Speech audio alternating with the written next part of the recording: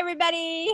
You've got Jacqueline in Canada and Melody in Ireland, and we're here to talk to you. Yes, say a big hi.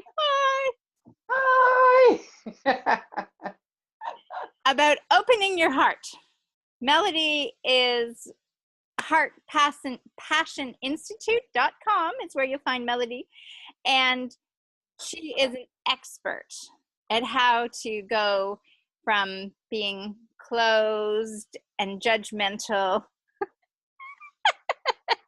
sorry, Melody, to freely opening your heart. So she's had the relationship of her life. So Melody is going to be our guide here, and we're going to start with maybe a little bit of background, Melody, how it all came to be. Okay, for me, it came from meeting the man of my dreams and marrying him. And then turning around. Yeah. And then turning around and thinking, I can't stand this man. He's so awful. What's wrong with him? I need a new man. Yeah. So yeah, I wanted to get a divorce because I wasn't happy. Mm-hmm. I've always been a person who knows what they want, and if I'm not happy, I tend to want to run away from that situation. Right. And I wasn't happy in my marriage, and I blamed him. It was all his fault. And so but even though on one hand I knew he was a wonderful guy, I knew at some point I loved him with all my heart. Mm-hmm. I probably still did, but all the resentment and pain and frustrations were masking all the love that I had for him. So I thought leaving him would be the best thing to do. After all, it was him, not you, right? Yes, it was all his fault, of course. So we had moved to Ireland from Zimbabwe.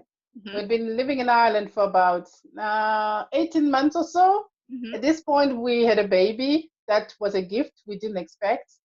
And I couldn't leave him because he was a PhD student. I was a master's student and a full-time job and a baby. And we both couldn't afford to separate financially. It wasn't feasible. So I took my mom's advice. My mom is very wise. She said, why don't you stay until you finish your master's, and then you'll be financially stable to be able to find a childminder and be able to live on your own. Right. That's what I did. But I also wasn't prepared to resent going home or to go to a home where there was always negative energy and all that. So I decided to do something about it. I went into research mode. I'm a librarian. I love that. So I went into research mode trying to find what it is that makes some relationships work and some relationships not work. And Oprah was talking about getting the love you want written by Harville Hendricks. Yes. Mm-hmm. And the other one which came across my path was Men Are From Mars and Women Are From Venus. Yes. I think I always mix those two. But anyway, I read those two books and I started seeing patterns in myself. Mm-hmm. It woke something up in me that it wasn't my husband, it was me. So I started looking inside and I stopped reacting to him. Instead, I started taking a deep breath whenever he did something that triggered me, which was often during the first days. I didn't react anymore. I would stop and I would go quiet and I wouldn't say anything. I remember clearly the first time I did that I didn't just lash out. And I'm very good at lashing out. I'm quick with words. Okay. So yeah, so I didn't lash out that day. I went quiet. And then after a while, I went back to him and I said, when you did that, it made me feel bad inside. I didn't like it. Mm-hmm. But before I even went to talk to him, that's not kicking back. shocked him, because I think we had gone into a pattern where he would, you know, niggle me to get a reaction from me, and I would give him the reaction. But this time I didn't. Right. So he was very surprised. And of course, a couple of days later, he tried it again in a different way. And because I had decided by then that this is not the path I want, I Right. didn't react the way he expected. And all of a sudden, things started shifting, because I started seeing him, noticing him again, and appreciating his presence. And I would tell him, I would, when he did something nice, I would say, "Oh, thank you for doing this for Right. me." Because at that point, I knew he didn't have to. Mm-hmm. And so I appreciated it. But I think I had started taking him for granted that before I had stopped appreciating everything he ever did. At this point, I had already told him I didn't love him anymore. I told his parents. The only thing that wasn't packed was my bags. My heart was gone. Okay. So so we but when we started talking like that, and I Right. started being nice, like just being nice to him as a human being, not as my husband, Right. but just as a person, appreciating the fact that he afforded me the opportunity to go, because my master's was distance education. Right. But there would be a time once a year when I needed to be gone for a week. Mm-hmm. And he paid for my fare to go there. He also looked after our baby the whole time I was there. Right. And I appreciated that. I appreciated the opportunity, Right. despite the fact that I was saying, as soon as I'm finished, I'm out of here. And he knew that. But I started seeing and appreciating his kindness towards me. Mm-hmm. And so we just started this whole thing where we talked more. We're very honest and very vulnerable. And our love started growing. And I think why it got so important to us was because we knew we could lose it. So we started really valuing ourselves and each other. Well, I think that's a very good point in life, not only in love and relationships, but a lot of people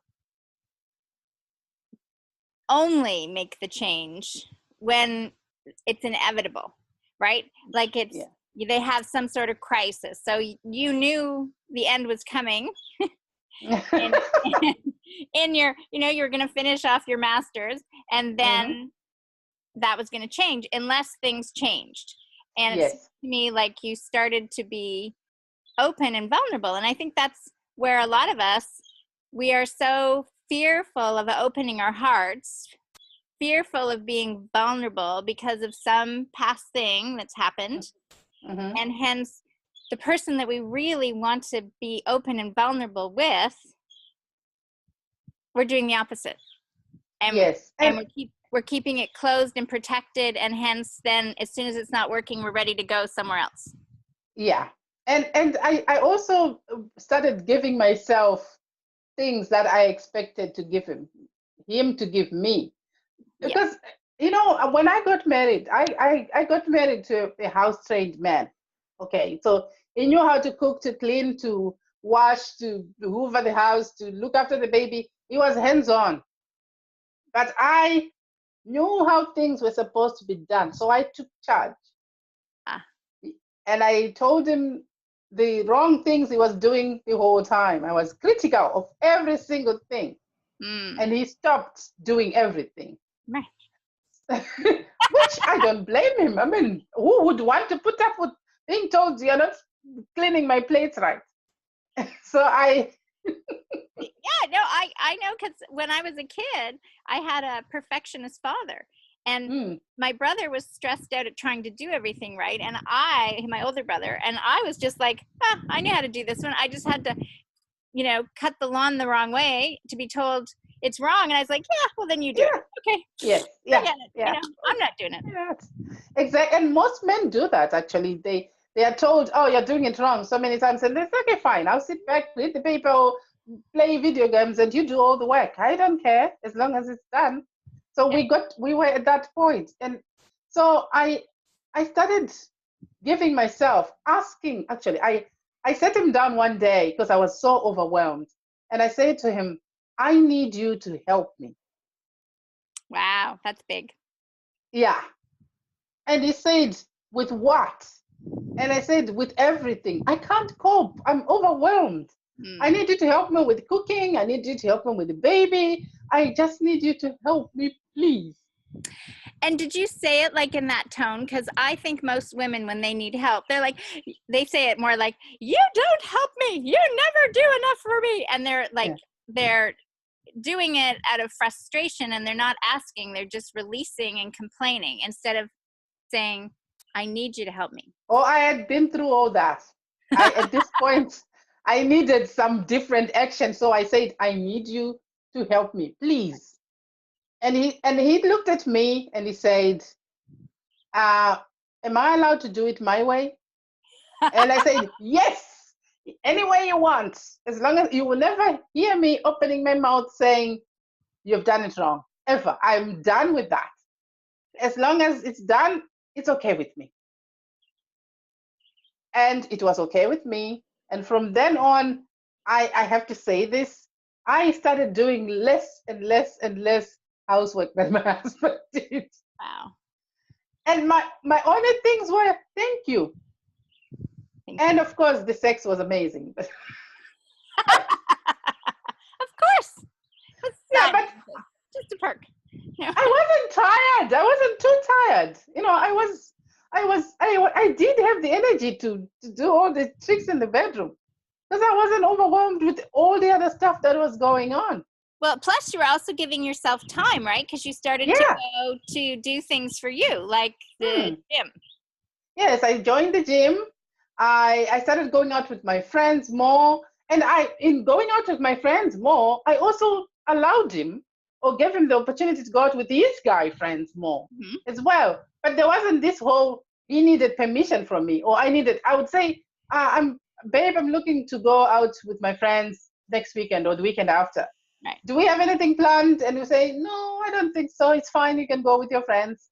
And we'd go with our friends and we'll come home. My sister and I, because we always go together, we are friends anyway, would come home whatever time. You would never call to say, where are you? What are you doing? Blah, blah, blah. And I don't get drunk. So I just love dancing. So most of the time I would go dancing.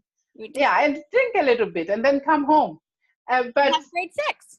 Yes, and he would go out with his guy friends and come home at 3 a.m. or 5 a.m. And I would say, oh, it was a great night, wasn't it? I would never pick up the phone and ask him, where are you? Because it was his night off to do whatever you wanted. Now, okay, that's a lot of trust, isn't it? Yes, yeah. And so did you actually have that trust always there, or did you have to work at that trust? I always had that trust because he communicated with me. But more than anything, I trusted myself in my choice in a man and in how my instincts told me what was going on about him. Because I would look at him and I would know immediately, like, okay, I'll give you an example. We're walking down the streets and we see a hot woman in a miniskirt, and he would notice the legs, okay? He's a man. So he would notice the legs, and I would say, oh, she's hot, isn't she? And he'd say, yeah, the legs are great. And we would laugh about it. And then we would go. And so I even if I wasn't looking at him, we're walking this way, he's by my side and we're talking and whatever. But I could always tell when he saw something that caught his eye. Yeah. And I didn't make a fuss about it. We joked about it and that would be it. Well, in truth, we're all beautiful, right? So we're just acknowledging, like a tulip and a rose. There's a beautiful woman. There's a beautiful woman. Doesn't mean anything but there's a beautiful woman. I still love you is what he's saying, but I'm just saying she's got great legs. Exactly. And I think it's more than the legs and all that. It's more about what's inside me. And it's more about as well whether he feels safe with you. And because he would be very vulnerable with me more than anybody else, I knew he felt safe with me. Right. And he would never feel that safe with anybody else. Right. You know, so I trusted that. I trusted that a lot. Okay, so first of all, we've talked a lot of good stuff here, but so it's important that we acknowledge what they're doing and they're contributing and frame it in a positive manner. Yes. To keep ourselves open to being vulnerable with what I feel, framing things with what I feel versus what you're doing. Yes. Right? And then in that openness, you're creating that safe spot that your partner has the ability to open his or her heart. Yeah. Right? And create that vulnerability with you, sort of bringing you even more intimate. Yes. Yeah, certainly. Yeah. And that's very important. That's what makes or breaks a marriage. One of the biggest tips women should, you know how they say men don't talk. Men don't talk often. But when you find your man not confiding in you, not telling you what's up, he's usually shutting down from you. He's removing himself because now he doesn't feel safe with you. Because when he says something vulnerable, you usually judge it. And we do that. We do that a lot. We say, why don't you do this anyway? Oh, why don't you, you know, and but if he's not capable of doing that, you need to respect that as well. And respect the person you chose. I used to have a friend. She met this guy. He was unemployed, and they were dating, and they got to the point of getting married. And then she would come to me complaining about how he was a loser and he wasn't earning any money. And I said, because before I had said to her, you need to love him the way he is and don't try to change him. Okay?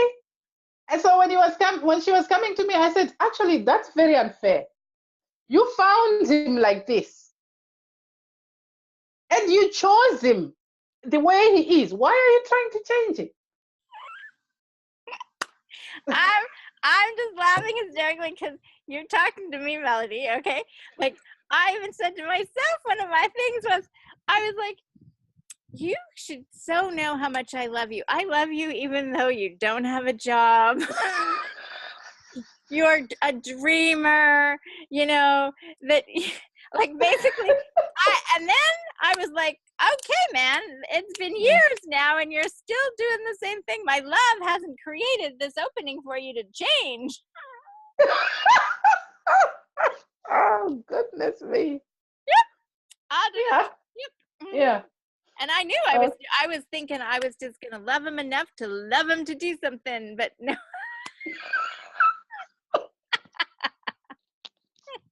Oh my goodness. And you know, he always it's said, not. this is who I am. And I'm like, Yes. no, but you can, because of You my can be better.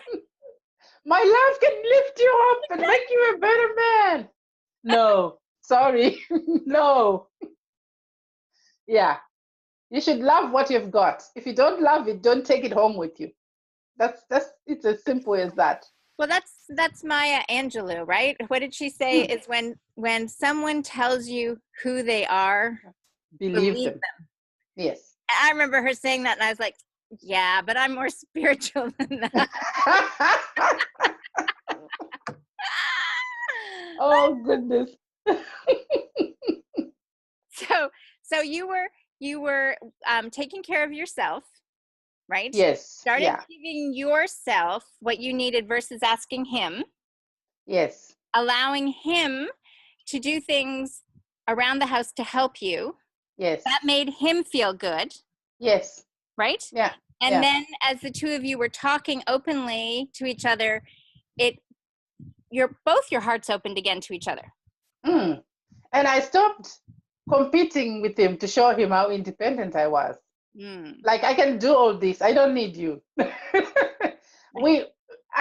think we were, because there's been a lot of training of girls and women how to be independent and to do things for ourselves and to achieve all these goals and to be career women. We think our successes at work impress men. Right. Our intelligence does. They love it that we are intelligent. Our confidence does. They love it that we are confident. But they also want you, with your intelligence and confidence, to allow him to provide for you. Yeah. And I'm not talking about money here. I'm talking about your emotions. I'm talking about the way you feel. I'm talking about the way you are with him when you are together. So part of the things I started doing would be, I would literally breathe and breathe and breathe until I felt softer. Because I'm a boss, I manage people at work, and you can't do it like that sometimes. Sometimes you have to be harder. But I've learned now that you can still be effective in your feminine mode. Mm-hmm. At that time, I didn't know how to do it. I still did it the masculine way. It was working for me, not as much as it's working for me now. But I would need to let go of my masculine energy, Right. and come home and be feminine. Yeah. And it does not mean when he did something I didn't want, I laid back and said, yes, he's the man, and so I have to. No. I want to be clear, but because I know most of the time when I start talking about being softer and being feminine, it does not mean I'm saying you should be kicked and lie down. No. No. You can still nicely tell a person off. You can still also get angry and tell a person off. Well, I think when you own your feelings and Yeah. say, hey, that was unacceptable, right? Mm-hmm. Like, Yeah. you own it, that you're expressing what your experience is, or I'm feeling hurt by what just happened, Yeah. then it's a whole different conversation. And the masculine feminine stuff, like men are from Mars, women are Venus, is the feminine energy is more receptive.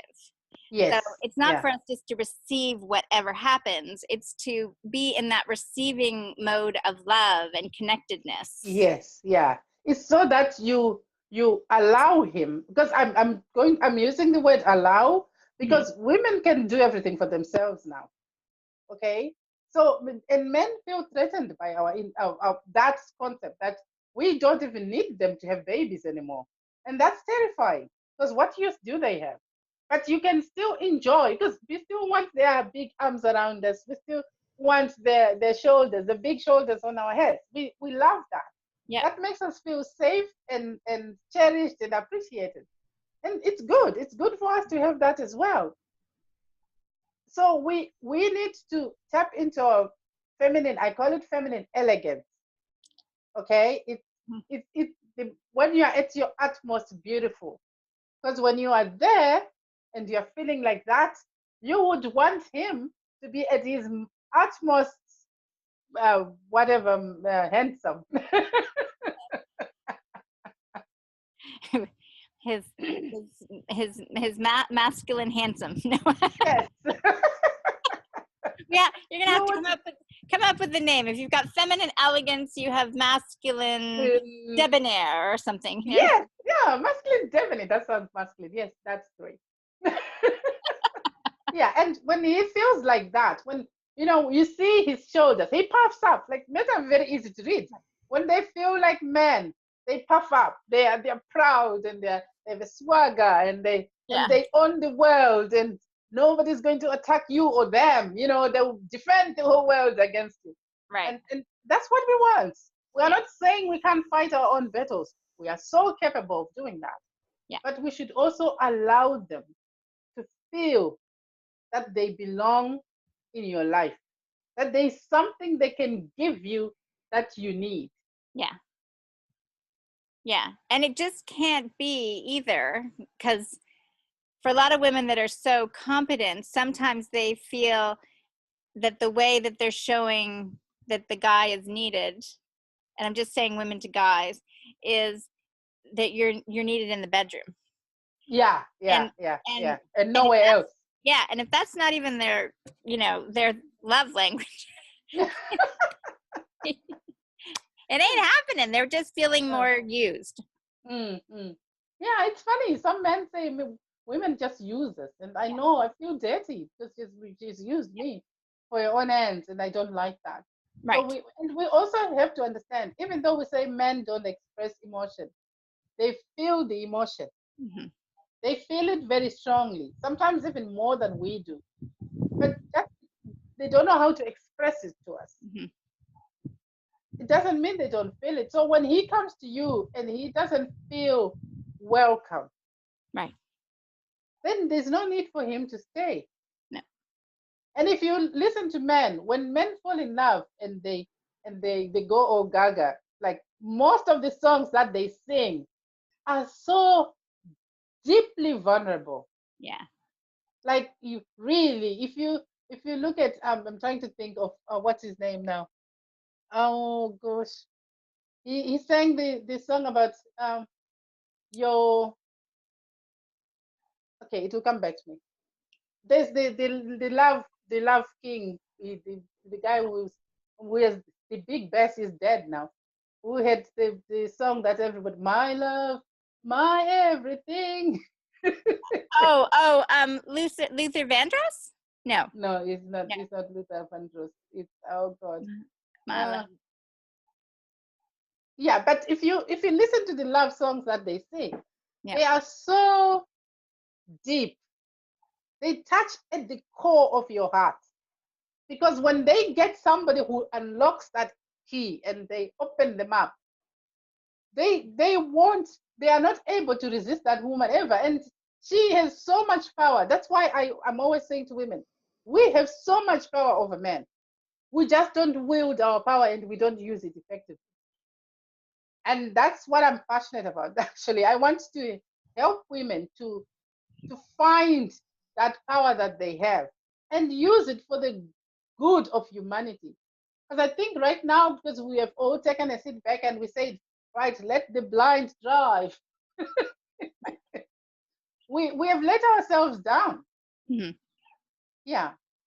And we have let the world down. And it's about time we took charge of the driving of everything that's happening in the world right now and help ourselves and our children and our children's children to live in a better and happier world. Well, that's what the number 2 is all about, right? Feminine cooperation, and we're now in, the 21st century, so it's all happening good. But that is important, what you just said, and that's going to be all throughout the series, is Mm-hmm. showing you over the 7-part series how to get your power back, like in the sense of using it to get the relationship you want by opening your heart, right? Yes. Because Yeah. you're saying women have the power, we're just misusing it, and you're not getting the results you want because you have to open here versus it just all coming from up here. Yes. Yeah. I think because you asked me earlier if I trusted him. I trusted him to a certain extent. Okay. That was, before I shifted my Right. focus and I woke up to really loving. Right. I trusted him to a certain extent. And that certain extent had a limit. Because I would always expect him that he would hurt me to some degree. Because that's what I grew up hearing. Men will hurt you. And so I expected him to hurt me at some point. And because I believed it happened, he hurt me. But after I woke up to that, I realized that actually it's what I believe. That's what's going to manifest in my life. It's what I think would happen. That's what's going to manifest. I'm not going to blindly say I'm trusting this person when they don't deserve trust. But I'm going to use my instinct, my feminine instinct that God gave me, and I will use that. I will also use my mental judgment, and I'll use my heart. What is my heart telling me about this man? What is my heart, and how? What is he showing me about who he is? Because I think sometimes we tend to think that what they are showing me is not really who they are. We can get, like you said, you can get him to really come out and show you his beautiful self. No, he's not going to do that. And we get hurt, and then we close our hearts and we blame the man when really it wasn't his fault. No. Mm. I always say when one finger's pointing out, 3 are pointing right back at you. It's those lessons that you learn and have those experiences, and why we can have these conversations with everybody else to say, hey, it really is all in your hands. It's all in your heart. It's all in your power. So how do, what is it that you recommend that everybody that's watching do to help open their hearts? Okay, the first thing you need to do is think about, what do you want? What do you want in a relationship? I know this is going to be difficult for those who are in relationships, because you might find that you're not getting what you want. Mm-hmm. Please don't start thinking about divorce yet. Okay? It's not the time. Just write down 3 things, or 5 or 10. Don't take too long. Ask your deeper self. Be calm, take deep breath, be in a quiet space, and just say, what do I want in a relationship? I wanted a partner. I wanted a person who would be happy when I got home, who would be happy to see me, Mm-hmm. who would see things that needed to be done and would do them without me needing to say, do you see this needs to be done? That's what I wanted. Right. So you need to go into yourself and find out what you want. And then we'll start building on that, because now you're going to know what you need. And Mm-hmm. you start asking for what you need. That's why I say don't think about divorce, because if he's not giving you what you need, he probably has no idea what you need, because he never told you. And I can guarantee you, if you don't address it, you'll get it again in the next one, because Yes. I've had two experiences that they were polar opposites, but yet my feelings were still the same in the middle. Okay, because I went, oh, look and change the packaging, but I hadn't changed the inside yet. So the other thing, right, we want to make sure everybody knows is when you're asking for what you want, you're putting it in the positive. Yes. You are making sure you're saying, I want, as Melody, if you listen closely to what she said, I want him to help me around the house. She didn't say, I don't want to have to pick up after him. Yeah. I don't want a guy that is this. I don't want a guy that's that. Okay. She said what she wanted in the positive. And I didn't go and give him a list, by the way, to say, this is what I want you to do for me. Right. That doesn't work either. But you get to a point where you start by asking, can you help me with this? And he does it. And you say, thank you. And can you help me with this? And he does. And you say thank you? One of my clients said, oh, I want him to, when he gets into the house, to hug me when he comes from work. And I said, okay, that's fine. Do you hug him? No, I don't. And I said, why not? Because I'm waiting for him to hug me. But he doesn't know you need a hug. So why don't you just go and get your hug? Right. And she said, oh, I never thought of it like that. So she started hugging him. And it became a habit for him. Now he comes looking for the hug. Right. Now she gets what she wants. So do that. Write down what you need, or what you want, and start asking for it in a positive way, in a way that makes him feel like he can give you what you need.